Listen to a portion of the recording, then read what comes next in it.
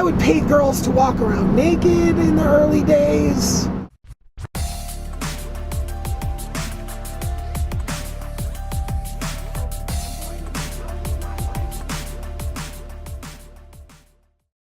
Right at the same time, I had my glass shop.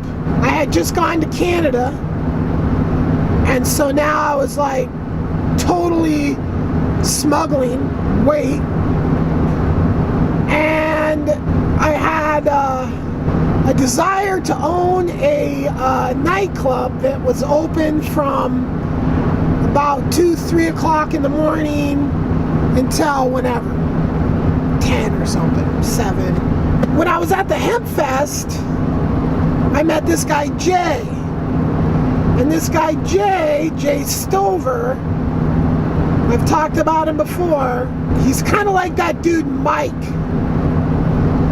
He's just one of those thieves that'll just get close to you, pretend to be your friend for years, and just, although I didn't really know the dude for, well, maybe a year, but anyway, he was in control of this building called the Oak Street Building, which is between Oak and Stark on 3rd in southeast Portland, right behind Sheridan Fruit Company. And I kind of think the way he was able to get into the position with the building that he was able to get into was basically he was just leasing chunks of the building from the owner and then just turning around and subleasing it and basically just pretending like he's the manager. He's got this warehouse that he can pretty much do whatever. Okay, so the warehouse is like this. You've got one side of the warehouse is 2 stories. The other side of the warehouse is 4 stories. So on the 2nd story roof, there's like basically this shack, and then like basically just nothing. So I was looking for a space to do this club. This is where this guy Jay is a master fucking thief, weasel, piece of shit. I don't even know if Jay Stover's his real name. Probably not. He wouldn't just fucking rent me the space or lease me the space. He's like, oh yeah, I'm trying to do something like that too. You know, we could be partners or whatever. I was so fucking busy, it sounded like a great idea. But meanwhile, it was just a giant fucking scam on my money. So I had hooked up with this dude that had been throwing rave parties, and he had this huge sound system. It was like 16, I mean, we're talking club levels, concert level, you know, rave level, top end stuff, right? 16 big giant cabinet speakers, like 16,000 watts of power. I mean, just racks and racks. I mean, just a really crazy sound system. So I bought that for weed. I think I bought it for like 4 or 5 pounds or something like that. And mind you, this is like 98. So I got this huge sound system. We got this thing, and it was just the top of a warehouse with just this little partial wall that went around that would hit you maybe about your knees, if I remember correctly. So what we did was we came in a little bit.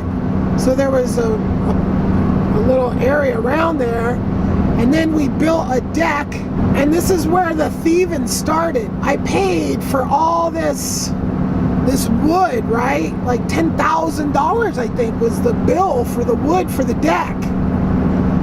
But then he turned around and he only bought like however much wood he bought, who knows, you know, $3,000 worth or something, and then put this shitty deck in that was having fucking problems.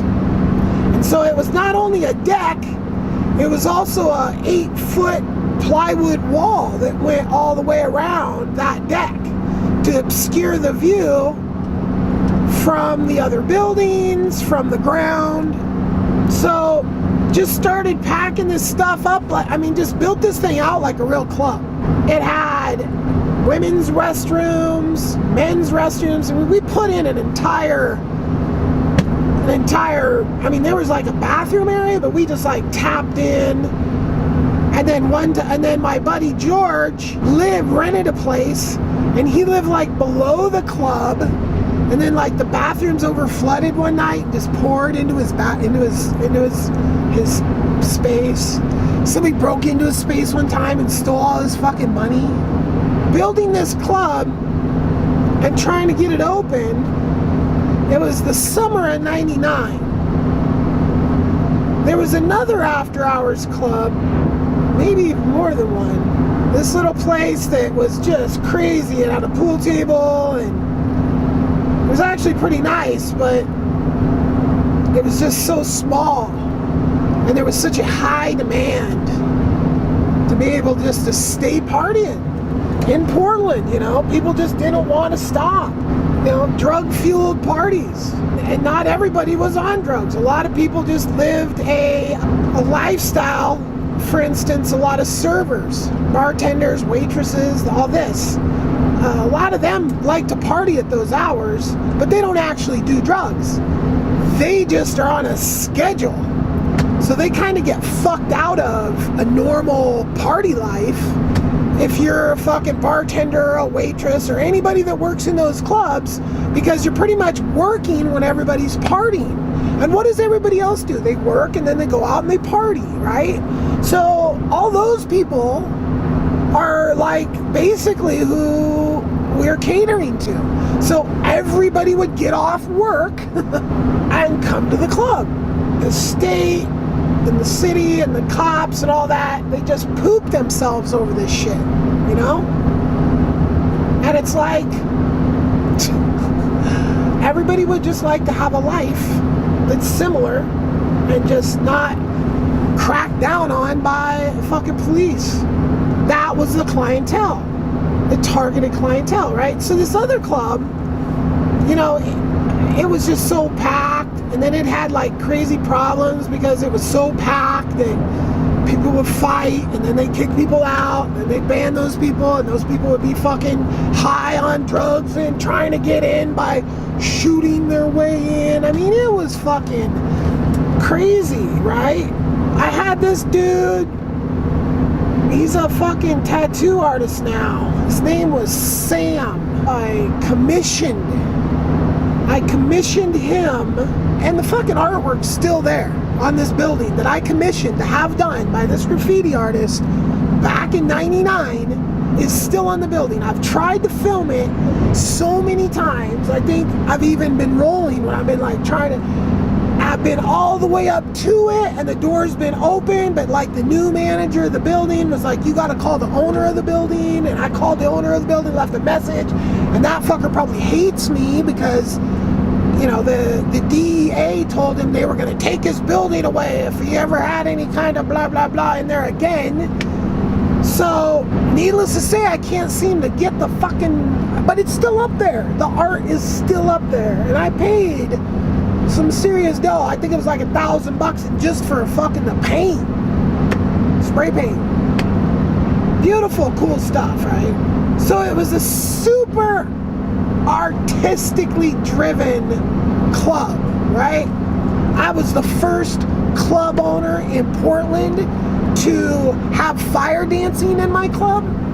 And when I did fire dancing, it was like either somebody would either have like a baton, like a cheerleader, ex-cheerleader, that lights the ends of the baton and does the whole cheerleading style. So it was that. And like, they would only do that one thing. Or there would be a person that would eat fire. Or there would be a person that would blow fire. There was literally, at that point, no like fire ninjas or whatever you want to call them, but now you go to clubs and they're freaking spinning poi while they're shooting flames out their mouth, and walking on a bed of coals. You know, I mean, they've really upped the game since '99. All right, but then I mean, it was all new. I mean, maybe you saw that shit in Hawaii, and, you know, at some luau or something, you know, some poi, but, you know, I was involved with fire dancing there for a little while, here, post that, but it's been freaking like 12 years ago or something like that. So, mad respect for fire dancers. So I'd have fire dancers, and we had, DJs, name DJs, and we would have, I would pay girls to walk around naked in the early days.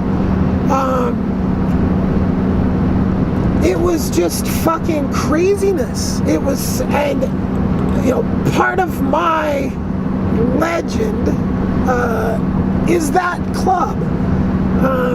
People, after I got out of prison 7 years later, walking down the street on 2 or 3 occasions, literally someone yelling, "Hey, Guda," out the fucking car window as I was walking down the street.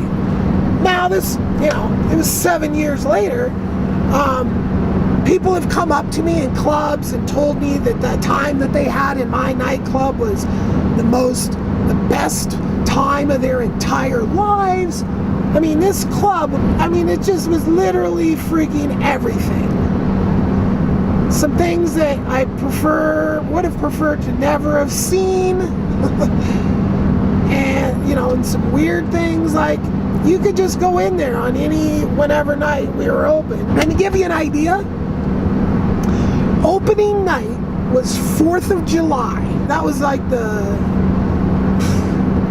I think nowadays they would have called it like the soft opening or something, because we literally didn't even have much shit going on.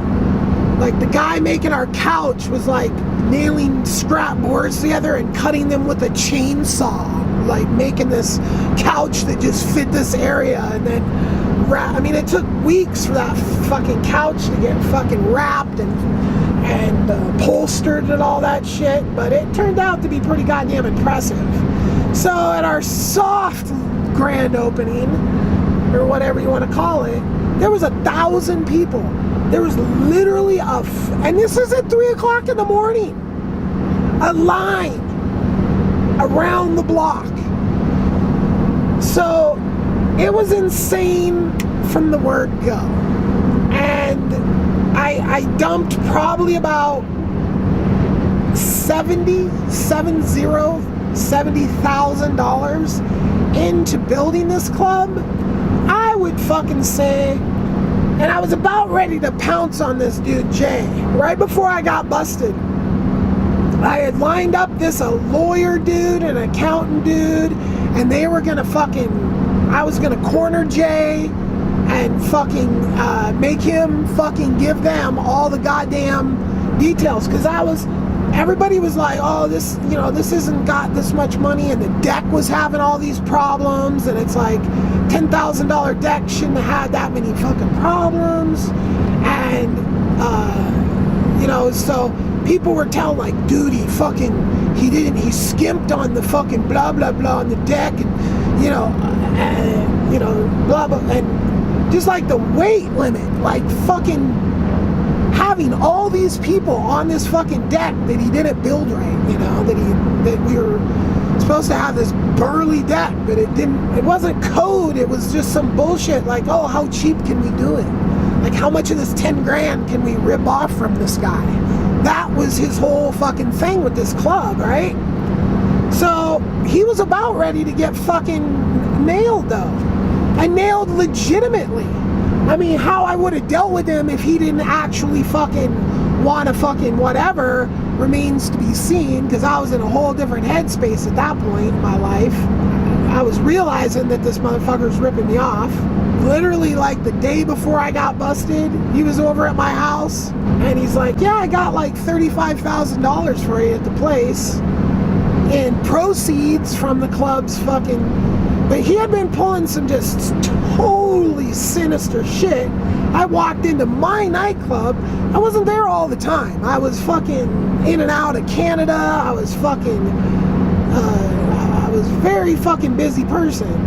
And so when I did have time to go to my club, after I hadn't been there, I was there for the opening and a few weeks after that, but then I was back to doing all this other shit. When I came back after a bunch of time, like, I walk in there and the security guard's like, well, who's this guy? And I'm like, I'm the owner. And Jay's like, fucking says like something, yeah, right. And I was like, oh, what did you just say, bro? Yeah, you and me need to go fucking talk in the elevator right now.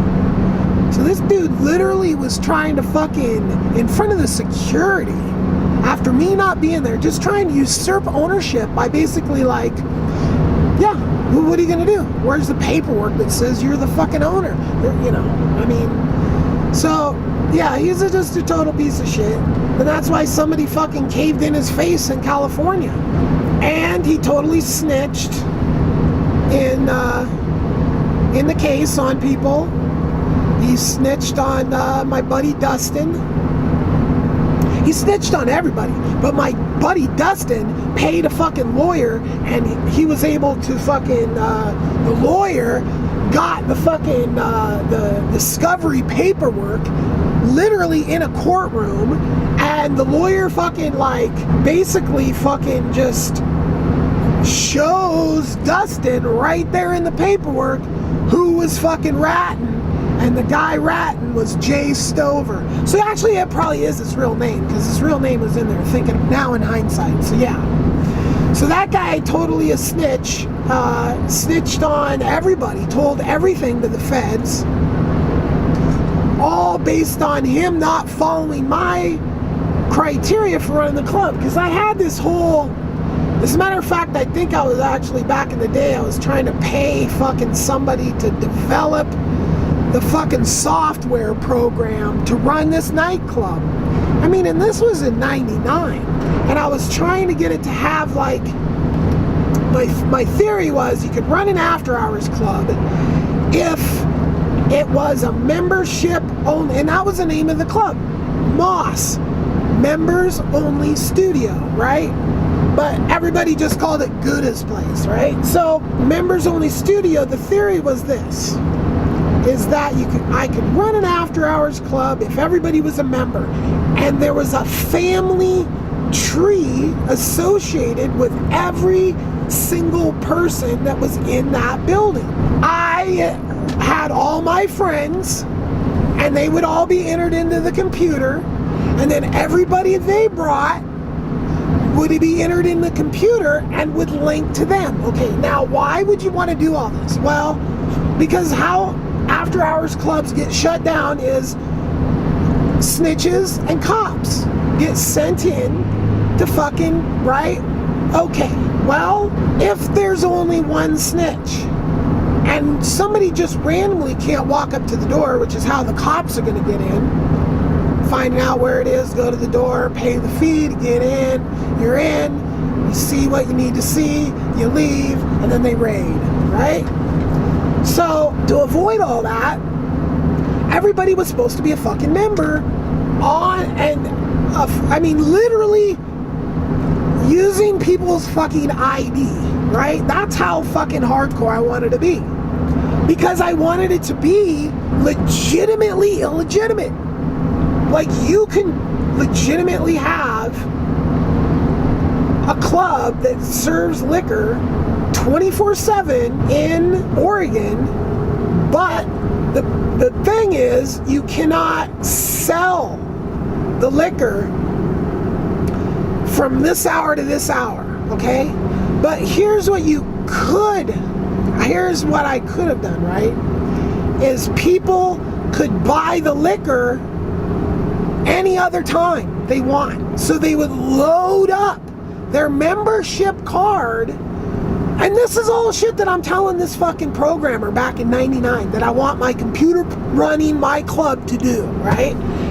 And again, this was just probably another situation of somebody just saying, yeah, because I think I paid this guy.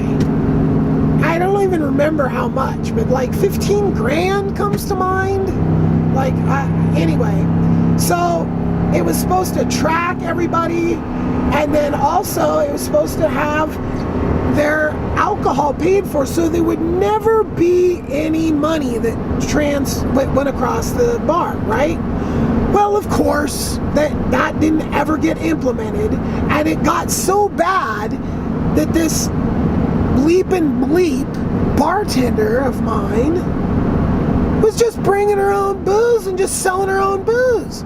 Like, literally, I spent $70,000. So all these other people just raped the fuck out of me. The bartenders were raping me. The sound guy would pull this fucking horse shit. And this guy, I mean, goddamn. I wish I could remember his name, but his reputation, oh. Yeah, he like literally blew up a meth lab. He was a good looking guy, and then blew up a meth lab and fucked his face up. And then did so much drugs that he was just a fucking mess. And he was like the best sound guy in Portland. I mean, he was just brilliant. He knew everything. I mean, he could do whatever, fix whatever. So the scam he was running on me was, oh, the DJ blew this, blah, blah, blah, it's $700. Oh, the DJ blew this, yeah. You know, every fucking week it was some bullshit like that, right? So then Jay is just fucking keeping all the money from the door and other money, and then the bartender's fucking ripping. I mean, what a fuck. And the thing is to run a business like that, you need to fucking either A, be there, running the motherfucking business yourself, or B, have somebody that is like blood to you, I guess, run the fucking business in your absence, because I wasn't there, and it was just a Donkey Kong situation. It was on like Donkey Kong, right? And this created a ton of other problems, like cops being able to just get in there super easy because there was no membership, because the more people you let in, the more money, and then it was just a fucking free-for-all. It was just like, I was supposed to be controlling all the fucking drug sales. Those were all supposed to be like, basically I was supposed to be selling franchises within the club. So if I didn't have my own people in there, basically ecstasy, cocaine was all that I really, and pot was all I really condoned. I wanted to own a piece of it, of everything. That was the whole point. That wasn't happening, but I was making literally so much money. I mean, like, at that time, it was insane. Like, in the peak, I guess, the peak was $100,000 in 10 days, right? It's hard to say what I was making, because it just was like, blah, blah, blah, blah, blah, blah, blah. You know, it just was a lot of fucking money, and I had money going everywhere. You know, I had all kinds of stuff, but you know, like my glass shop, I wasn't running it. The guy that I had in it, he was just doing whatever the fuck he wanted to do. And he had actually trained with Snodgrass, and he had never got that as good as me. I mean, he was really just bad at it. And it was because his hand got smashed fishing in Alaska. So he just wasn't, I mean, you have to be able to spin this shit. That's the whole point. And he had a smashed hand. So he was just never going to be a good glass blower, but whatever, I don't, you know, he wanted to do it, okay. And more, I just want him to manage the shop. So I was like losing all that, but, and it's like just making so much money that I could care less how much money I was losing, like, from all this other shit. Because, you know, like, I'm still paying all the rents on everything and paying all this shit.